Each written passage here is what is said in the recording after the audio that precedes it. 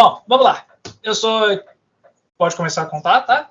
Eu sou Thiago Cardoso Sarnenberg, mestrando do programa da Unesa, aqui no Rio de Janeiro. Estou no Rio de Janeiro. Minha formação é pela área do design e, devido a partes da carreira profissional, acabei caindo na educação, gostei da área e o mestrado em educação faz parte disso. Então, trabalho apresentado, mais design, mais educa, criatividade nos currículos de design, enquanto vertente prática das metodologias ativas da educação no ensino fundamental, ensino superior, é a temática geral do meu trabalho. O meu trabalho, como passou por uma série de pesquisas, também passou pela questão das atribuições de cada nível de governo que a gente tem.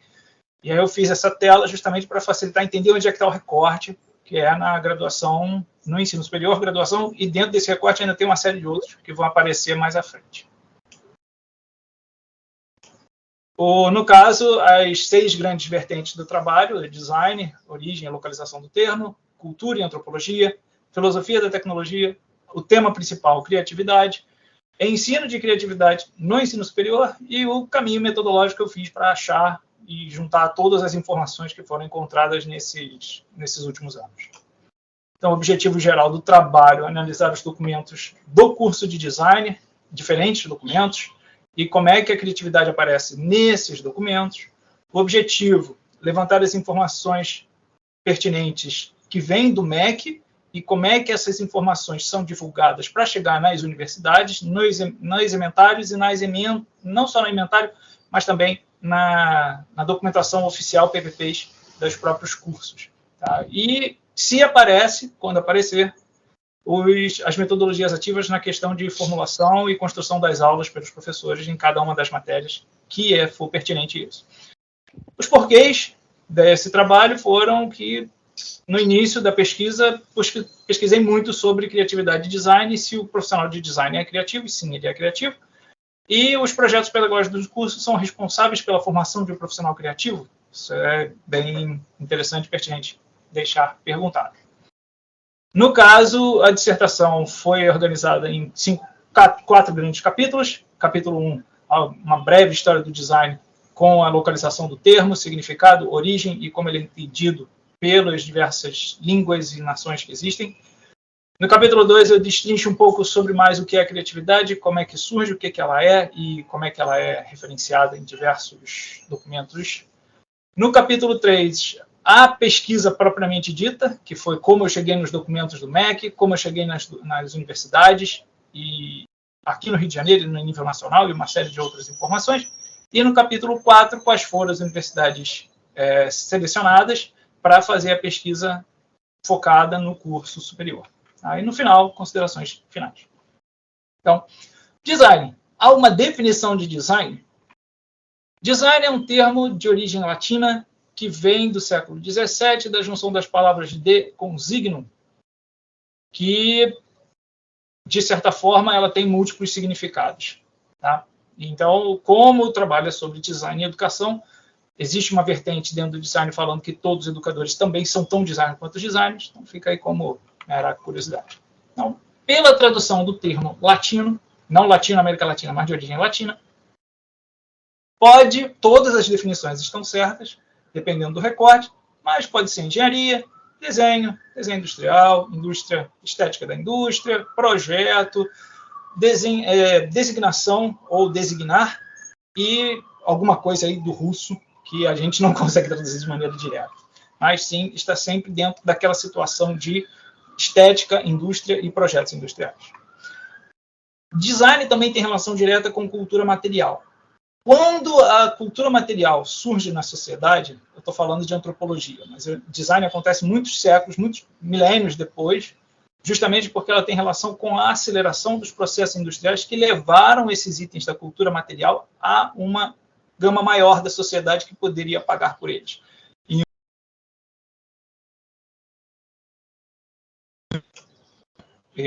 Desligou aqui o som sozinho. Esse design podendo ir até desde a duração, né, baixa, média, alta, longa duração, complexidade, ou seja, na forma de produzir, valor agregado, que é custo final para o usuário, para o consumidor, diferenciação entre eles e o valor social, se vai ser algo relacionado a status ou apenas algo comum. Então, isso faz parte da cultura material. Tá? Então, como o filme do Chaplin fala fabricação de coisas, também preciso dos operários dessas máquinas. E aí, design, como trabalha com cultura material, ele também faz alusão direta aos itens que a gente usa no dia a dia. Então, design podendo ir desde a comunicação em geral, que sistemas de comunicação que a gente vê por aí, ou seja, sistema de trânsito, sistema de jornal, sistemas eletrônicos, sistemas informativos, até o próprio material, produto físico que a gente toca, manuseia e usa como ferramenta. Então, a cultura material, no sentido geral dela, é a representação do que o ser humano faz para construir soluções práticas para o seu dia a dia e levar esses materiais, esses itens, essas coisas fabricadas para o uso de alguns muitos ou alguns poucos, dependendo do valor que ele tem. Pela antropologia, a cultura, a nossa querida cultura, isso. Nossa querida cultura é toda informação passada de uma geração para outra com o propósito de fazer a geração seguinte se manter viva, se procriar e continuar a existir. Tá? E, pela visão de Laraia, o homem só é o homem que conhecemos quando mesmo repassa sua cultura a seus descendentes.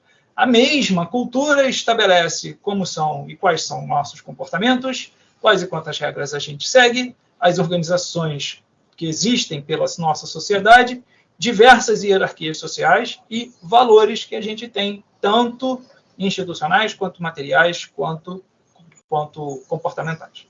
Tá? Pela visão da filosofia da tecnologia, já que a cultura material também é responsável pela criação de itens que a gente usa no dia a dia, também é responsável pela criação de tecnologias. E tecnologias, pela visão do Kupani, pode ser apresentada como uma realidade polifacetada, não apenas na forma e conjunto de objetos, mas sistemas, processos, modos de proceder e até mesmo de pensar. Alberto da Mata também aponta que artefatos que auxiliam o ser humano a realizar seus labores são extensões desse mesmo ser humano. A temática principal do trabalho, que foi criatividade, ela tem diversos significados, porém, pelos dicionários, ela pode ser qualidade daquilo ou da pessoa criativa, engenho ou inventividade dela. Também pode ser inventividade, talento ou aquela ação de inovar, de diferenciar as coisas. É um adjetivo fecundo, fértil, imaginativo e inovador. Pela visão da antropologia e da educação, criatividade também tem relação com a cultura. Cultura humana, questão intelectual derivada da cultura humana, não vista em outros animais, atividade reflexiva na manipulação e alteração das coisas da natureza, dos recursos naturais, e a manipulação de materiais, objetos, artefatos em prol da sobrevivência humana. Pela visão da arte, design e arquitetura, característica comportamental dos indivíduos, melhoria, mudança ou alteração de um produto ou atividade ou as potencialidades do homem e sua capacidade de estabelecer relações entre diferentes eventos para gerar soluções.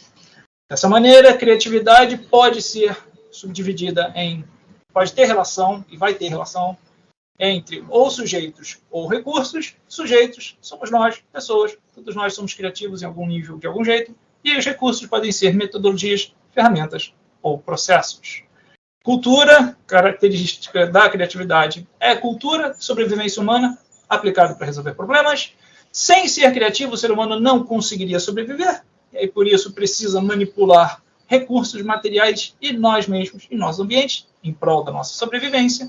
E a intenção é simplesmente levar as culturas às suas complexidades para garantir a sua sobrevivência. Dentro disso tudo, ainda temos, dentro do quesito educação, as metodologias ativas, que fortalecem essa interação entre pessoas no processo escolar, no processo de ensino.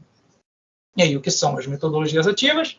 São formas diferentes de modernizar e atuar do professor, sendo responsável pela melhoria, expansão, modernização e diferenciação das formas de dar aula em prol da autonomia do indivíduo, dos alunos, para que estes cheguem aos resultados, cheguem às respostas de seus problemas a partir de múltiplos e diversos caminhos. Pela Filatro e Cavalcante, pelo livro delas, e de outros autores, existem mapeadas cerca de 8 metodologias ativas que derivam em várias outras, tá? E que essas metodologias podem ser usadas em diversas situações do dia a dia da sala de aula. As metodologias baseadas em alguma coisa podem ser projetos ou problemas, apresentados e oferecidos pelos professores em sala. O Design Thinking, que é o pensamento projetual, traduzindo ao pé da letra, é o pensamento projetual de construção de coisas. O Gamificar, que significa engajamento, ele foi traduzido como gamificar, gamificação, mas ele tem relação direta com engajamento, ou seja, engajamento é a mudança de postura das pessoas em relação às atividades. E o Ludificar, que vem da palavra lúdico, com dupla tradução, duplo significado, divertir ou ensinar.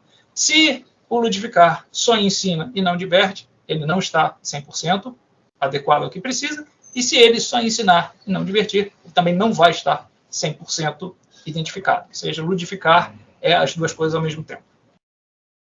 A partir do Design Thinking também temos a cultura maker, que é a cultura da criação, a cultura criadora de soluções para diversos problemas ou diversas intenções que o ser humano tem. E isso ajuda também a chegar em soluções. O ensino das metodologias, a aplicação, o uso das metodologias ativas também pode ir para o ensino diferenciado, tanto na sala de aula invertida quanto o ensino híbrido, que vão usar recursos tecnológicos, digitais ou não tão digitais, para ministrar aulas diferenciadas que podem ser sob demanda, as necessidades dos alunos ou das matérias, ou por temáticas, que vão caracterizar diferentes maneiras de apresentar o conteúdo e diferentes maneiras de interagir com os alunos. E, por último, a última metodologia, rotação por estações. Na sala, nas escolas em si, existem diversos ambientes. Sala de aula normal, biblioteca, laboratórios, quadra de esportes. Mudei a sala, mudei o ambiente, mudei a estação de trabalho, da mesma forma que dentro de uma sala de aula podem ter diversas estações de trabalho, como uma mini biblioteca, enciclopédias, dicionários, uso de tecnologias, uso de celulares, tablets, enfim, são diversas formas de acessar conteúdo, acessar informação para construir o conhecimento dos alunos em si. As metodologias ativas, nenhuma delas se sobrepõe à outra, elas se complementam, não necessariamente serão usadas a todo instante, algumas são melhores para algumas ações do que outras, e a grande vantagem delas é aproximar o conteúdo apresentado pelos professores nas salas de aulas com a realidade mais dinâmica, mais moderna, mais contemporânea dos alunos que estão se querendo ensinar. Dentro disso tudo, enfim, chegamos àquilo que também interessa, que são as ferramentas criativas. Porque ser só criativo não é necessariamente a solução. Eu preciso saber que existem ferramentas e usar as ferramentas. E pelo livro Como se Cria, a autora também fez um apanhado de informações diferentes sobre métodos criativos, sobre ferramentas criativas, que podem ir análises, gráficos, mapas, painéis, fortalecendo a integração e a busca de informações que levam à construção de conhecimento das soluções que determinados problemas e projetos precisam. Juntando nisso tudo, temos a educação de ensino superior, que, na prática, educação em si vem da pedagogia do grego, tá? Conjunto de doutrinas que precisam ser passadas com o objetivo prático de educar. Conjunto de métodos que assegura a adaptação recíproca de conteúdo aos indivíduos que se quer formar. Ou seja, não posso ensinar nada sem um objetivo prático de passar alguma coisa a alguém. E aí o recorte principal do trabalho, que é justamente o ensino superior. No ensino superior, a gente tem, no Brasil, a situação de graduações de, no mínimo, 2 anos, até graduações de 60 meses, podendo estender um pouquinho mais, mas no caso do design, da graduação em design, ele pode ir desde 24 meses, 2 anos, até 4 anos. Existe um caso em São Paulo específico, que é de 5 anos, mas não vai entrar no caso. E o design também pode ser tanto bacharel, que é a minha formação original, quanto a tecnológica, que foram algumas vezes que eu trabalhei com uma graduação de design, ensinando design. A partir disso, junto disso tudo, o que foi que eu descobri? Eu descobri as 2 plataformas principais que me ajudaram a encontrar os cursos de design no Brasil, né, e fiz uma pesquisa longa disso, mas como os números não bateram nem com o que eu consegui na plataforma Audio, nem com o que o MEC, a plataforma IMEC, me fornece, eu preferi fazer um recorte regional do estado do Rio de Janeiro. por ser um estado não muito grande, não é o maior estado, não é o estado com a maior quantidade de instituições de ensino superior que existem, mas esse estado concentra uma certa quantidade. E aí disso, os cursos de design no Brasil, no Rio de Janeiro, no estado do Rio de Janeiro, podem ser tanto presenciais quanto EAD. Em um universo de 165, 20% estão ou em extinção ou extintos. Os cursos presenciais são 27 e não repetidos 23. E aqui entra um dado interessante. A plataforma IMEC me fornece os dados completos de cada região. E nesses dados completos existe a redundância de informação. Ou seja, cada instituição com mais de um polo de estudo, mais um polo de fornecimento daquele curso, aparece mais de uma vez. E isso foi uma dificuldade que eu encontrei durante o processo de filtrar quais e quantas são as universidades que tem no Rio de Janeiro, porque havia mais de uma localidade com a mesma instituição. Então, meu corte foi justamente a chegar nas instituições que existem sem repetição aqui no Rio de Janeiro. Então, dentro desse quantitativo de 23 instituições, 4 delas são de 48 meses, que foi o meu recorte principal, graduação básica de 4 anos, e entre uma série de outras delas. E o que o MEC divulga lá quando a gente chega nessa tabela de instituições que existem no estado, no país inteiro em si? Existem 3 recortes principais do design, que eles são categorizados pelo próprio MEC, como moda, interiores ou desenho industrial, que é produção de produtos, automação, produção audiovisual, mídia e cultura, que são os sistemas de informação, e interdisciplinar, programas interdisciplinares com tecnologias de informação e comunicação e educação. Também junto disso, a partir dessa totalidade, procurando bastante sobre os documentos básicos, cheguei no que a ESD, como sendo a mais antiga do Rio de Janeiro, e a PUC, por ser a primeira a ter mestrado e doutorado no Rio de Janeiro, me deixam 2 informações básicas, que são ou ele é produto, design de produto físico, ou design de sistemas de comunicação, como interfaces visuais, linguagem visual também. E pelo autor Lobach, um livro lá dos anos 80, mas que chega até o ano 2000, saiu aqui no Brasil no ano 2000, design pode atuar em cima dos sistemas de comunicação ou de produto. Então, dentro desse recorte inteiro tão grande, design pela PUC é uma instituição grande, privada, com mestrado e doutorado, pesquisa e laboratório constante. São os mestrados e doutorados mais antigos, enquanto da UERJ, que a ESD na UERJ veio da Universidade da Guanabara, antes de ser integrada ao Rio de Janeiro, do estado da Guanabara, e é a pública mais antiga, começando em 63, sendo instituída em 63, começando a atuação em 64, com mestrado e doutorado posteriores às suas criações em relação à PUC, com pesquisa bem grande, bem extensa, e acessibilidade por ser pública. E, no geral, a nota que o MEC dá a essas instituições. Também, rapidamente, o FRJ tem o curso de mestrado em design também, graduação em mestrado, e por enquanto é só o que eu sei. Não sei se eles estão querendo fazer o doutorado, mas não cabe aqui esse trabalho. Então, pelo trabalho geral do MEC, vindo pelo MEC, a área de design está inserida nas artes e humanidades, arte de uma forma específica, detalhamento industrial, desenho industrial, moda, interiores, audiovisual, mídia e cultura, interdisciplinar, educação e comunicação, rótulo, design. Tá? Que aí sim entra o recorte de produto intangível, perceptível pelo intelecto humano, como sistema de comunicação, ou palpável, manuseável, tangível, que são os produtos físicos que se cria pela indústria e a cultura material. Então, dentro desse apanhado de coisas, referências, tenho também os documentos do MEC e os documentos das instituições. Primeiro, em 2002, o MEC, pela Câmara Nacional de Educação, pela Câmara de Ensino Superior também, aprovou uma resolução que definia o conteúdo básico dos cursos de design que tem que ser seguido por todas as instituições de ensino. Então, tem o conteúdo básico, o conteúdo específico e o conteúdo mais técnico-prático, que precisa estar ali nos documentos oficiais de cada um desses cursos. E aí, quem responde a primeira pergunta lá do início, design é criativo ou não, o profissional da área é criativo? Sim, o documento do MEC diz que sim. Então, dentro desse recorte, achando, pesquisando, procurando, batendo na porta das instituições, perguntando onde estão os PPCs, planos políticos, planos pedagógicos de curso, tá? Encontrei as seguintes informações.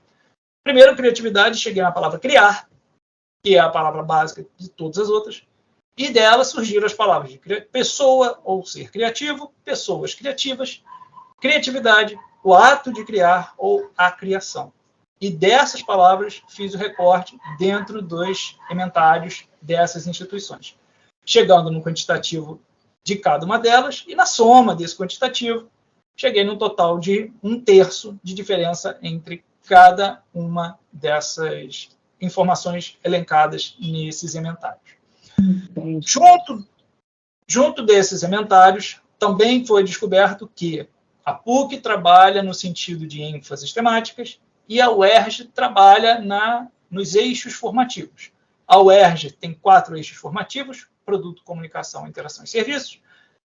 A UERJ tem os quatro eixos, e a PUC tem 6 eixos: sustentabilidade humana, estratégia de gestão, integração e experiência, comunicação e arte, produto, inovação, corpo e moda. Dentro de seus inventários, ainda aparecem as disciplinas que são ensinadas pelos ementários, as noções de criatividade. Tá? E dentro desse escopo, dentro desses recortes, também se aparece uma diferença bem grande entre uma e outra do que cada uma define como importante para se ensinar criatividade. Tá? No caso, depois desse apanhado de informações, tá? O que foi descoberto? Sim, é possível ensinar criatividade para as pessoas, e sim, naturalmente, as pessoas são criativas, mas para isso é necessário ter problemas, eu preciso superar problemas. Eu, no caso, indivíduo, eu, no caso, qualquer pessoa. Dificuldades na natureza são encontradas e precisamos superar. É graças à cultura, é graças à criatividade que geramos soluções para essas dificuldades. Tecnologia não é criatividade, ela é produto da criatividade, da mesma forma que a criatividade é produto da cultura, e nós somos praticamente cultura. E, por último, os problemas são infinitos e as ferramentas criativas não são infinitas, têm número. E por elas terem número finito, pode-se ensinar de forma mais tranquila. Então, esse é o trabalho, essa é a apresentação, resumo da dissertação. Eu e a professora doutora Ana Valéria agradecemos a presença. Muito obrigado.